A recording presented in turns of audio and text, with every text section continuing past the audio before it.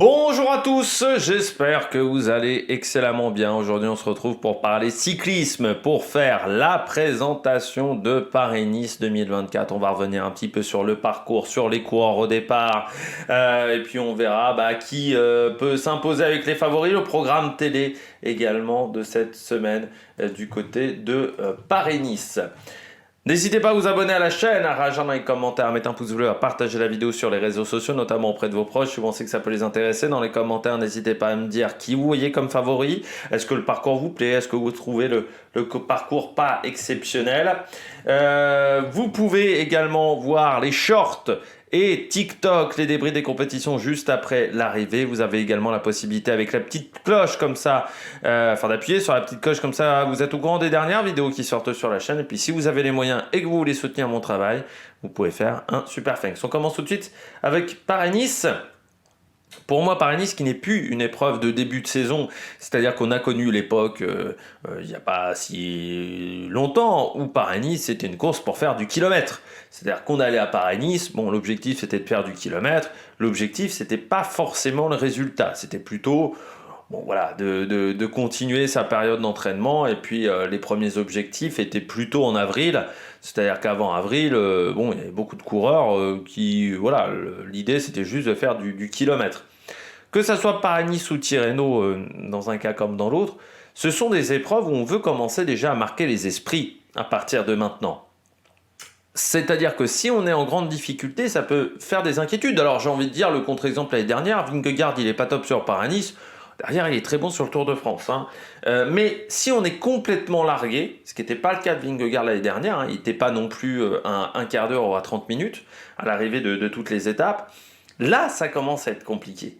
Donc il faut quand même avoir un minimum de niveau quand on arrive à Paris-Nice. On ne peut pas être complètement largué. L'époque des Cadel Evans qui avaient 15 couches de vêtements, on dirait bibendum, et qui allait sur Paris-Nice pour juste parfaire sa condition physique, ça n'existe plus. L'objectif est de voir également si la tendance qu'on a eue sur les 2 premiers mois de l'année, c'est-à-dire janvier, février, se confirme en mars. On a vu l'année dernière, notamment avec Intermarché, qu'à partir de mars, ça a commencé un petit peu à dégringoler au niveau des résultats. Donc dans les équipes, on veut continuer à perdurer, on va dire, la dynamique positive qu'on a eue. Je pense notamment à la Décathlon AG2R. Et puis ça permet de voir également si le travail pendant l'hiver a payé, si on a progressé dans la hiérarchie des coureurs Paris-Nice. C'est-à-dire que si on a passé un cap par rapport à certains adversaires, là tiens dis donc, j'arrive à suivre Pogacar, avant j'y arrivais pas. Bon, il n'y aura pas Pogacar sur Paris-Nice, mais là par exemple, je suis au niveau de Jorgensen, tiens c'est pas mal, avant j'étais quand même en dessous de ce coureur-là. Ou tiens, je suis au niveau de David Gaudu, avant j'étais un peu en dessous. Donc ça permet de voir à peu près où on se situe dans la hiérarchie. Et puis c'est toujours une course compliquée, que ça soit au niveau du temps, au niveau du vent, notamment du temps parce que il peut faire très froid sur Paris-Nice. Et puis au niveau du vent, on sait que les premiers jours de course, vous pouvez tout perdre, tout simplement, si vous n'êtes pas bien placé dans les coups de bordure. C'est très rare quand même de ne pas avoir un coup de bordure sur Paris-Nice. On regarde tout de suite la présentation du parcours. On regarde tout de suite le parcours de cette édition 2024 de Paris-Nice avec cette carte magnifique sur Pro Cycling Stats. Donc on part des Yvelines comme d'habitude. Donc là on aura un départ depuis les Mureaux pour arriver à Nice, classique là aussi, avec l'utilisation plutôt d'une partie est de la France. On passera pas véritablement par le centre du pays, par Bourges, par toute cette zone-là, Nevers, Bourges, Orléans même ne sera pas utilisé, on passe plutôt par l'est. Donc avec une première étape donc autour de Paris, ensuite on arrive à Montargis, étape où on sait qu'il peut y avoir pas mal de vent sur cette journée comme d'habitude, c'est une journée qui peut être propice aux bordures, le chrono à Auxerre, et puis ensuite l'étape du Mont au Brouilly en milieu de semaine, qui pourrait peut-être faire des différences. 2 étapes spectaculaires, celle qui va arriver à Sisteron, la première qui va arriver à Nice, la montée vers Oron, vous voyez là, et puis l'étape autour de Nice le dernier jour, comme d'habitude. Première étape, avec un dénivelé positif assez faible sur cette première journée, on aura seulement 1671 mètres de dénivelé positif, ce qui n'est pas très impressionnant pour cette étape du côté des Mureaux, avec des côtes à prendre en fait à 2 reprises à chaque fois. La côte de Basemont à la sortie des Mureaux, 1,8 km à 6,5 de moyenne, qu'il faudra prendre au kilomètre 10,5 et au kilomètre 120. Et puis la côte d'Herbeville, 2,6 km à 5% de moyenne, côte de 3e catégorie, qu'il faudra prendre au kilomètre 90. Et au kilomètre 145,5, particularité de cette côte, comme vous pouvez le voir, c'est que la descente n'arrive pas tout de suite, il y aura encore 5-6 km de plat, ce qui pourrait peut-être permettre à certains coureurs qui ont un bon punch, pourquoi pas d'essayer de prolonger leur effort pour tenter d'éviter un sprint au Mureaux. Il faudra faire attention aussi à la descente, parce qu'on sera sur une descente en ville, donc avec du mobilier urbain, donc il faudra faire attention. L'arrivée au Mureaux, 600 mètres à 3,2%, donc une légère arrivée en bosse pour cette étape. C'est toujours une première étape souvent spectaculaire sur Paris-Nice. Il y a souvent des coureurs qui se font piéger, soit dans une petite cassure, soit qui tombent sur cette étape dans les Yvelines. Donc il faudra faire attention du côté des Mureaux, voilà, de ne pas tout perdre dès le premier jour de course. Le lendemain, Thoiry, avec son zoo, on arrivera à Montargis, 1070 mètres de dénivelé positif. Donc c'est pas énorme en termes de dénivelé positif. Il y a le chat qui a décidé de s'exciter sur la couverture. Donc on part de Thoiry vers Montargis, 178 km. Avec 2 côtes au programme et qui ne sont extrêmement pas compliquées. La côte des Ménules, 1,2 km à 5,2 de moyenne. Et puis la côte de Villecoin, 800 mètres à 6,8%. On sera juste après Dourdan. Donc ça sera au kilomètre 65,5. Et après, les grandes étendues de la Beauce avec ces énormes champs à perte de vue, mais surtout du vent et pas de haies, pas de protection dans cette région-là. Donc c'est toujours très compliqué. Je ne sais pas où se déroule l'arrivée dans Montargis, mais il faut savoir que Montargis est une ville assez merdique niveau circulation. Donc je ne sais pas si on arrive par un coin avec des belles routes ou si on arrive par une zone technique. J'ai pas encore regardé ça. Je vous le dirai dimanche soir, voilà, parce qu'on fera dimanche soir ou ou lundi matin, parce qu'on fera peut-être des présentations à chacune des étapes le lundi matin. On fera peut-être des vidéos de débrief et des vidéos de présentation d'étapes du côté de Paris-Nice. Donc au kilomètre 178, cette journée du côté de Montargis. Le lendemain, chrono entre Auxerre et Auxerre, avec un parcours qui ne sera pas tout plat sur ce contre-la-montre par équipe qui se déroulera donc autour de Auxerre, la ville de Guiroux notamment, avec le stade de l'Abbé des Champs. Ça sera 412 mètres de dénivelé positif, ce qui est quand même pas mal pour un contre-la-montre, et surtout la même règle que l'année dernière, c'est-à-dire contre-la-montre par équipe, où le temps sera pris sur chaque coureur, c'est-à-dire que Pogačar, s'il est tout seul à l'arrivée, il ne devra pas attendre le 4e de son équipe. Le temps ne sera pas pris sur le 3e ou 4e de son équipe comme on a l'habitude d'avoir. Ça sera la même règle que l'année dernière, donc c'est-à-dire que vous pouvez finir tout seul. Malgré tout, il va falloir encore garder pas mal de monde, mais il faudra faire attention à cette côte de Jussy, 2 km 3 à 4,5 de moyenne, qui sera le lieu du temps intermédiaire. Il y aura également une côte précédente de 2 km 2 à 4,3 de moyenne. C'est pas des gros pourcentages, mais avec des vélos de chrono, la roue lenticulaire, les vélos de chrono sont un petit peu plus lourds que les vélos on va dire de route, ça peut être compliqué de passer ces bosses-là. Donc la question sera de savoir, est-ce qu'on sacrifie un coureur dans chacune des bosses pour ensuite être à 4-5 dans les 10 derniers kilomètres, ou est-ce qu'on essaye vraiment d'être le maximum ensemble jusqu'à 5 km de l'arrivée, où là, les équipiers décrochent au fur et à mesure en passant un dernier gros relais. La stratégie sur ce contre-la-montre-là est toujours difficile à déterminer. Le lendemain, l'étape de Chalon-sur-Saône vers le mont Brouilly, étape dans la vallée du Rhône. Faire attention, il peut y avoir du vent, mais bon, ça ne sera pas la grosse difficulté du jour, vu qu'on aura un énorme dénivelé positif pour cette étape, avec le mont Brouilly qui commence presque à devenir un classique sur Paris-Nice. Mais surtout, 3341 mètres de dénivelé positif et pas mal de petites bosses en fait sur ce parcours. Ça commencera assez tôt dans la journée avec le kilomètre 34 et la côte du Mont Saint-Vincent, 3 km 1,6,3 de moyenne. Et puis il y aura également des côtes qui ne sont pas indiquées au classement de la montagne, la côte vers le Loup, 6 km 9 à 3% de moyenne, la côte également au sommet de Montagny, les Bussy, je vais y arriver, c'est pas du tout CH en plus, Montagny les Buxy. On aura également le col de Bourbon, 4 km 5 à 6,1 de moyenne, la côte de Vaurenard, 3 km 2 à 6,8 de moyenne, km 89, km 104,5, le col de Durbis, 2 km 3 à 8,7 de moyenne. Donc en plus on a beaucoup de pentes, vous voyez, 6,8, 6%, là encore c'est raisonnable, mais 8,7 de moyenne.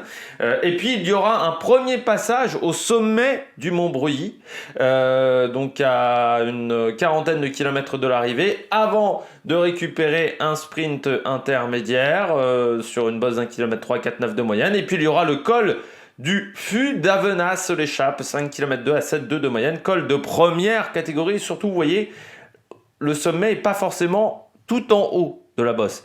C'est-à-dire qu'il y aura encore 1 kilomètre, un petit peu comme à Jouplane, il y aura encore un petit peu de montée en dessert pour cette montée. Et après le Mont Breuilly, 3 km à 7,7 de moyenne. Donc une journée où ça ne va pas arrêter de descendre, ça va être une sorte de petit Liège-Bastogne-Liège, une petite classique Ardennais, ça ne va pas arrêter de monter, de descendre tout au long de la journée. Donc ça va faire mal aux pattes. Le lendemain, arrivé à Sisteron, on verra si c'est un sprint qui se déroulera sur cette étape de 195 km. On partira de Saint-Sauveur de Montagu pour arriver à Sisteron, col de la Sauce, 2 km 7 à 5,1 de moyenne, ça sera au km 83. Le col de Pérurque, 5 km 4 à 4,4 de moyenne, ça sera au km 118,5. Et puis la côte de la Rochette du Buis, ça sera au km 129, 2 km 3 à 5,5 de moyenne. Et puis il y aura également le col de la Pigère, 2 km 7 à 4,5 de moyenne. La fin de journée est plutôt en descente. Il y aura quand même le passage sur la ligne à Sisteron, une bosse d'1 km à 5,9 de moyenne. Donc là, il faudra faire attention parce qu'on sera plutôt sur une arrivée en faux plat montant.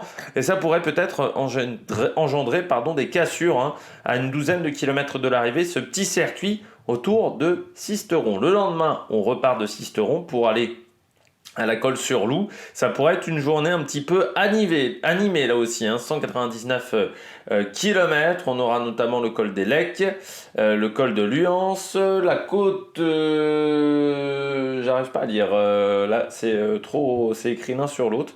Donc il y aura une côte au kilomètre 92,5, 2 km 9 à 5,2 de moyenne. Encore une fois, on fera le détail à chaque fois des étapes et des montées le matin ou le soir de chacune des journées, je ne sais pas encore. Il y aura le col de Gourdon, 6 km 3 à 4,2 de moyenne, côte de deuxième catégorie, km 140 et ensuite le final avec l'arrivée à la Colle-sur-Loup, 600 mètres à 5,6 de moyenne. Il y aura un passage par la côte. Alors l'arrivée sera au tout début de la côte, donc le sommet se fera après la ligne d'arrivée, donc on passera qu'une seule fois par la côte de la Colle-sur-Loup avec un sprint intermédiaire à Tourette-sur-Loup, 800 mètres à 8,3% avant un final en descente, là encore sur les 12 derniers kilomètres. Donc on devra en plus potentiellement avoir une grosse bagarre, échappée sprint. Ça pourrait être intéressant. Et puis le week-end, comme d'habitude, l'étape du samedi, une étape de montagne, 173 km, 3 côtes au programme. La première, la côte de Gatière, 4 km 6 à 4,7 de moyenne. Ça sera quasiment dès le début de journée avec 20 premiers kilomètres plutôt en prise sur cette étape. Donc il pourrait y avoir un gros rythme pour aller chercher l'échappée et peut-être que ça mettra certains organismes en difficulté. Il y aura le col de la Colmiane en passant par la Bolène Vésubie, un col de 7 km 5 à 6,9 de moyenne. On passera au sprint intermédiaire à Isola et puis cette montée vers Oron, 7 km 4, 6,9 de moyenne, 1600 mètres d'altitude, on a été déjà largement plus haut, hein. Notamment le Turini, on était au-delà de 1800 mètres, peut-être pour éviter les risques de neige parfois que l'on peut avoir encore à ces altitudes-là début mars en France, même si c'est quand même de plus en plus rare. Faire attention, là aussi, hein, la Colmiane Oron, les conditions climatiques de cette journée pourraient faire que l'étape devienne dantesque, hein, donc il faut toujours faire attention. Et puis le dernier jour, un classique, l'étape dans l'arrière-pays niçois, quasiment le même parcours, hein, 110 km avec la côte de Levance, la côte de Châteauneuf, la côte de Berre-les-Alpes, là encore 3 côtes de deuxième catégorie, la côte de Peille, dernière bosse de première catégorie, non il y aura encore le col des 4 chemins, j'ai dit une petite bêtise, le passage par la Turbie, le col d'Aise qui sera cette fois-ci seulement un sprint intermédiaire lors de son premier passage, mais qui sera une vraie bosse par le passage du col des 4 chemins. Donc je rappelle, le col des 4 chemins, c'est le col d'Aise, mais on bifurque avant le sommet et faire attention aux descentes, hein, sur cette étape. Dans l'arrière-pays niçois, les descentes, c'est souvent technique, donc il faut faire très très très attention. Hein, Primož Roglič se souvient notamment d'une journée dans l'arrière-pays niçois qui avait été compliquée sur un Paris-Nice. Eh bien, on regarde tout de suite la météo prévue pour cette semaine. Du côté de la météo, eh bien, elle est plus sèche, je dirais presque que d'habitude, même si on pourrait avoir de la pluie en début de semaine et surtout le dimanche. Hein, on devrait avoir un dernier dimanche pluvieux du côté de Paris-Nice, mais on ne devrait pas avoir vraiment des journées où il fait 3 degrés, où on est limite avec de la neige, où on a parfois des tempêtes. Ça devrait être plus calme cette année du côté de Paris-Nice avec des températures, on sera entre 8, 12, 13 degrés. Donc on pourra avoir un dernier dimanche pluvieux. Encore une fois, on fera des points au niveau des conditions climatiques quand on fera un petit peu peut-être la présentation de chacune des étapes le matin du départ. Ça pourrait être intéressant, voilà, de voir les conditions climatiques sur cette épreuve. Du côté du palmarès de cette course des Paris-Nice, eh bien, première édition en 1933, remportée par un Belge, Alphonse Schreppers. Je pense que ça devait se prononcer de cette manière, avec devant Louis Hardikest et Benoît Faure. Parmi les vainqueurs importants, eh bien, ça commence dans les années 30 avec René Vietto en 35 ou Roger Lapébie en 1937. Ensuite, course qui a connu une longue pause après la Seconde Guerre mondiale. Hein. On a repris en 46, mais ensuite il a fallu reprendre dans les années 50 avec notamment Louison Bobet, vainqueur en 52, et Raymond Impanis en 54, Jacques Anquetil, vainqueur en 57, 61, 63, 65, 66, et même l'une des dernières grandes courses qu'il a gagnées. Jacques Anquetil devant Raymond Poulidor en 66, Tom Simpson, le regretté, s'était imposé en 1967. Poulidor s'était imposé également en 72 et 73 devant Eddy Merckx et Zotemelk. Merckx qui s'était imposé en 69, 70, 71. Sur cette épreuve, Zotemelk, lui, avait gagné en 74, 75 et 79. Gilbert Duclos-Lassalle, dans des conditions extrêmes, en 1980, s'était imposé. Sean Kelly, la période dorée irlandaise avec Stephen Roche en 81, mais surtout Sean Kelly, 82, 83, 84, 85, 86, 87, 88. Miguel Indurain, 89 et 90, Jean-François Bernard en 1992, Tony Rominger, 94-91, Laurent Jalabert, 95, 96, 97, devant notamment en 96 Lance Armstrong. On aura la victoire de Frank Vandenbroek en 98, Dario Frigo en 2001, Vinokourov 2002-2003. En 2002, devant Sandy Cazard et Laurent Jalabert. On a également Bobby Olic, Floyd Landis 2005-2006. Ils n'ont pas été retirés au niveau du classement des victoires. Ce pas des résultats qui leur auront été retirés. Tony Martin 2011, là encore dans des conditions extrêmement compliquées cette année-là, il avait plu des trompes d'eau. Et puis ensuite la période de domination de la Sky avec Wiggins en 2012, Porte en 2013, seulement perturbé par Bettencourt en 2014. On avait également Richie Porte en 2015, Geraint Thomas 2016, Sergio Henao 2017, Marc Solé. On pensait que ça allait devenir une superstar en 2018, Egan Bernal en 2019 devant Quintana et Katowski, Charman en 2020 et 2021 devant Benot Vlasov respectivement. Roglic vainqueur en 2022 devant Yates et Martinez. Et puis Pogacar lui s'était imposé en 2023 devant David Gaudu et Jonas Vingegaard. Du côté de la liste de départ, eh bien c'est une épreuve World Tour. Et toutes les épreuves World Tour sont au départ avec... on va faire une petite vérification de la liste de départ. Donc avec du côté de la Soudal Quick-Step, Remco Evenepoel au départ, avec entouré de Vervaeke, Van Wilder notamment et Moscon. Du côté de la Movistar, on aura Rémi Cavagna avec Lascano et Guerrero. Du côté de la Lidl Trek, Skelmose sera au départ avec également Jesper Stuyven et Mats Pedersen. Du côté de la Ineos, on aura Lorenz de Plus avec Carlos Rodriguez et Egan Bernal, invité de dernière minute. Du côté d'Intermarché, Gerben Tyson avec Zimmermann au départ. Du côté de la Jayco Alula, eh bien, il y aura Michael Matthews et Dylan Groenewegen avec Luc Plap. Du côté de la UAE, Joao Almeida, McNulty ou encore Jevine. Du côté de la Cofidis, Brian Cocard sera au départ avec Yon Izagirre, et les deux frères Izagirre seront même là. Et la dernière fois qu'ils avaient fait un Paris-Nice ensemble, ça s'était plutôt bien passé avec un double top 10, je crois. Il y a également Arkea BNB Hotel avec Arnaud Desmar au départ. Équipe tournée autour d'Arnaud Desmar. Il y aura juste Clément Champoussin pour jouer, on va dire, sa carte personnelle, et Evan Costu peut-être. Du côté de la Groupama FDJ, il y aura David Gaudu avec Kevin Genietz et Quentin Paché. Du côté de la Décathlon AG2R, Félix Gall avec Sam Bennett et Aurélien Paré-Peintre. Du côté de la Lotto Dessigny, Arnaud Delis, Campenart également en départ. Du côté de la team Visma Isobike, Matteo Jorgensen avec Olaf Koy. Du côté de la DSM, Jacobsen sera au départ.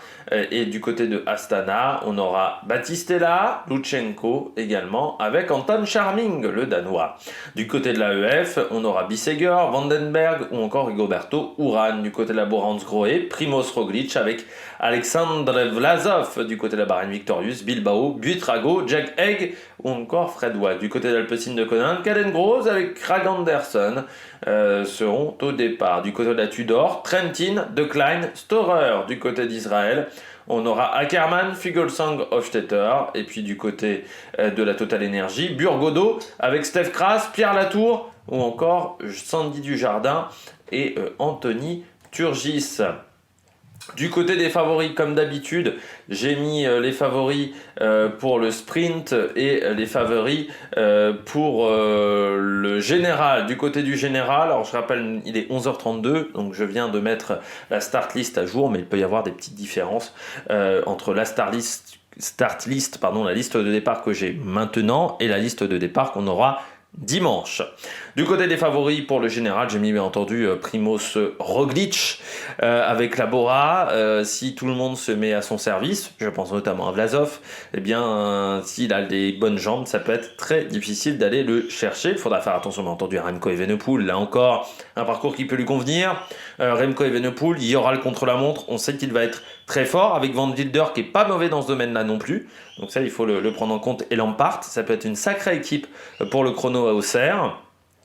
Et puis l'étape du mercredi, là aussi ça peut extrêmement bien lui convenir. J'ai mis Skelmose parce que bonne pointe de vitesse et qu'on pourrait avoir parfois du mal à se détacher entre les différents leaders, donc ça pourrait être intéressant pour Skelmose, même si je n'oublie pas quand même du côté du coureur danois que ces deux courses, la Drôme et l'Ardèche Classique, ont quand même été un petit peu atypiques au niveau de sa condition physique. Du côté des grosses côtes, eh bien on est Almeida.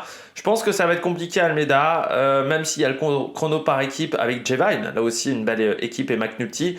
Le problème pour Almeida, c'est ses débuts de montée. Mais s'il arrive à être performant sur ce Paris-Nice, ça pourrait être intéressant pour la suite de sa saison. Pour le moment, Almeida, son problème, c'est d'être un moteur diesel, et sur une course comme celle-là, ça peut être compliqué. Mais j'y crois un peu plus que Jevine, où je pense que le placement va être problématique pour le coureur australien. Et McNulty, il y a quand même une étape, l'étape à Oron, 1600 mètres de hauteur. Sur l'UAE Tour, il a été quand même en difficulté. Félix Gall, également, je pense que le contre-la-montre va le mettre en grande difficulté surtout que l'équipe, alors certes il y a Bruno Armirail, mais bon, l'équipe est pas... Et Sam Bennett, qui peut être intéressant sur un chrono par équipe, mais sinon l'équipe est pas très costaud, et en plus, bon, ça peut être compliqué pour lui, mais on verra s'il y a des progrès du côté du contre-la-montre individuel. Par contre, en montagne, il peut être très dangereux, comme d'habitude. Et puis Bilbao, le coureur espagnol, qui lui aussi revient de l'UAE Tour. Du côté des favoris du sprint, j'ai mis Arnaud Delis, le Belge, qui va être revanchard après son Samin, qui va être énervé. Ça peut être un coureur très solide, surtout dans des sprints où parfois il y aura du vent. J'ai mis Arvin De Klein. On n'est jamais déçu avec De Klein. On l'a vu sur l'UAE Tour notamment. Du côté de la Tudor, il arrive toujours à se débrouiller. Et là, il aura un train de qualité, notamment avec Matteo Trentin. Et puis j'ai mis Matt Pedersen. Toujours là, Pedersen, pendant tout le long de la saison. Donc là aussi, c'est pas une grosse prise de risque de mettre le Danois, surtout qu'il a été impressionnant sur le Tour de la Provence. Du côté des grosses cotes, j'ai mis Olaf Koy. Alors vous allez me dire, c'est surprenant de mettre Olaf Koy grosse cote. Oui, mais son train sur l'UAE Tour n'a pas été très solide. Et il a eu beaucoup de mal, même s'il a remporté une étape. Son train n'a pas été très costaud, donc j'ai peur que ça soit compliqué. Sur ce Paris-Nice, j'ai mis Desmar. Oui, on va suivre Desmar parce que pour le moment, on a du mal à se trouver avec son train. Donc là, il sera avec Scottson notamment.